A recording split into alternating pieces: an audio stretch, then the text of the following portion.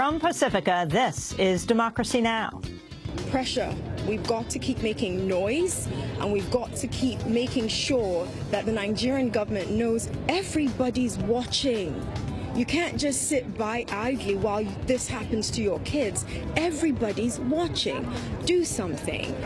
Bring back our girls. Protests continue in Nigeria over last month's kidnapping of nearly 300 girls from a rural boarding school in northeastern Nigeria.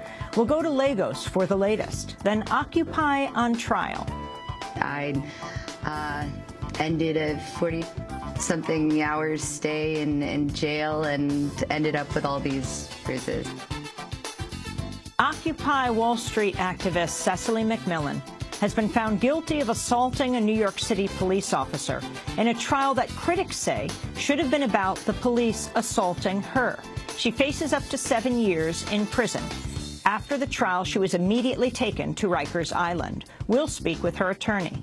Then former Black Panther Kathleen Cleaver and actor Danny Glover on Black Power Mixtape. When you look at Black Power Mixtape, you're able to kind of reflect on a moment and understand their core values of that moment, you know. Yeah, I mean, it was James Brown who at the same time came out and said, I'm black and I'm proud at the same time. All that and more coming up.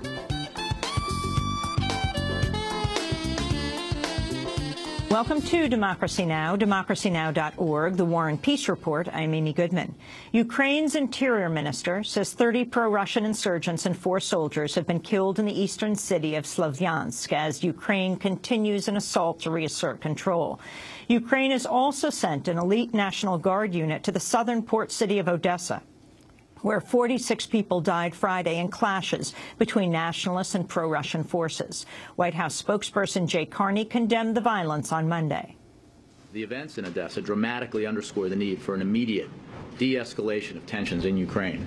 The violence and efforts to destabilize the country must end, and we again call for the immediate implementation of the commitments made in Geneva on April 17th. Tensions between Russia and the United States over the crisis continue to increase. On Monday, the head of U.S. Air Forces in the Pacific reported an uptick in activity by Russian planes and ships in the region, including flights by Russian aircraft to the coast of California. The Obama administration, meanwhile, has successfully pressured the heads of top corporations not to attend an upcoming economic forum in Russia. Cabinet members, including Treasury Secretary Jack Lew and Commerce Secretary Penny Pritzker, have reportedly been personally calling executives, urging them not to attend. In Nigeria, the leader of the group Boko Haram has claimed responsibility for the mass abduction of nearly 300 schoolgirls and has threatened to sell them. There are reports some of the girls have already been sold. Hundreds have taken to the streets to call for the Nigerian government to intensify its search. On Monday, police arrested 2 women who helped organize the protests. We'll have more on the story after headlines. We'll go to Lagos, Nigeria. An Occupy Wall Street activist has been found guilty of second-degree assault and could face 7 years in prison for elbowing a police officer. Cecily McMillan was arrested in March of 2012 as protesters tried to reoccupy Zuccotti Park. She says she struck out instinctively after her breast was grabbed from behind, then suffered a seizure as officers pinned her down. Days later, she appeared on Democracy Now! Covered in bruises, at least one in the shape of a handprint over her right breast. She's being held without bail. We'll have more on the case later in the broadcast. The Obama administration is poised to unveil sanctions on individuals on both sides of the conflict in South Sudan. Citing anonymous sources, Reuters reports the sanctions will involve travel bans and asset freezes. Thousands have died and more than 1 million have fled since violence erupted between forces loyal to President Salva Kiir and those siding with his fired deputy. UN officials have warned of a possible genocide. The United States is increasing support to rebels fighting President Bashar al-Assad in Syria. On Monday, State Department spokesperson Marie Harf announced plans for more than $27 million in new non-lethal aid and said the offices of the Syrian Opposition Coalition will now be recognized as a foreign mission. So this is not obviously tantamount to recognition of the SOC as the government of Syria. It's a reflection of our partnership with the coalition as the legitimate representative of the Syrian people. it will do a few things. It will allow us to formally facilitate banking and security services for the coalition offices in the United States. That's one. We'll also facilitate their outreach to the Syrian diaspora in an increased way in the United States as well. The announcement coincides with the arrival in Washington, D.C. of a delegation of Syrian opposition leaders who are set to meet with Secretary of State John Kerry on Thursday. The Obama administration has announced a 10-year agreement with the East African nation of Djibouti to continue housing special forces and other troops at a military base that lies at the center of the U.S. drone wars. Djibouti has a population of less than 1 million, but forms the core of U.S. operations in the region. According to the Washington Post, in recent years, the Obama administration has, quote, clandestinely transformed Camp Lemonnier into the busiest Predator drone base outside the Afghan war zone. Obama emphasized the importance of the base during a meeting with Djibouti's President Ismail Omar Guelleh in the Oval Office. Overall, this is a critical facility that we maintain in Djibouti. We could not do it without the President's cooperation. We're grateful for him agreeing for a long-term presence there. More than 5,000 U.S. and Filipino soldiers have launched 2 weeks of joint military drills in the Philippines.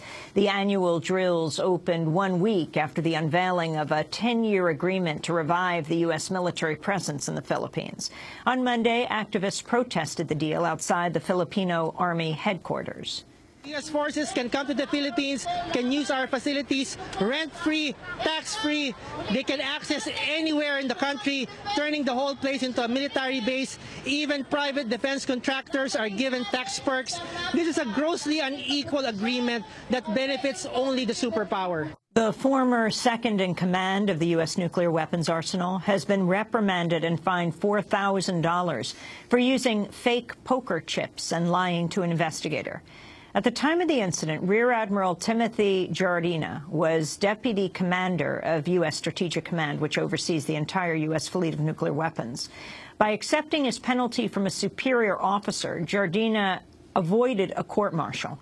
His firing last fall came 2 days before the firing of Major General Michael Carey, commander of U.S. land-based nuclear missiles, for intoxication and other inappropriate behavior in Russia. The Supreme Court has ruled town councils can begin their meetings with Christian prayers. In a 5-4 decision, the court ruled in favor of the town of Greece, New York, which opens public meetings with prayers usually led by a Christian chaplain. The court's decision follows a 1983 ruling allowing prayers at the start of legislative sessions. In her dissent, Justice Elena Kagan urged requirements for inclusiveness of all faiths, saying the town's actions clash, quote, with the First Amendment's promise that every citizen, irrespective of her religion, owns an equal share in her government.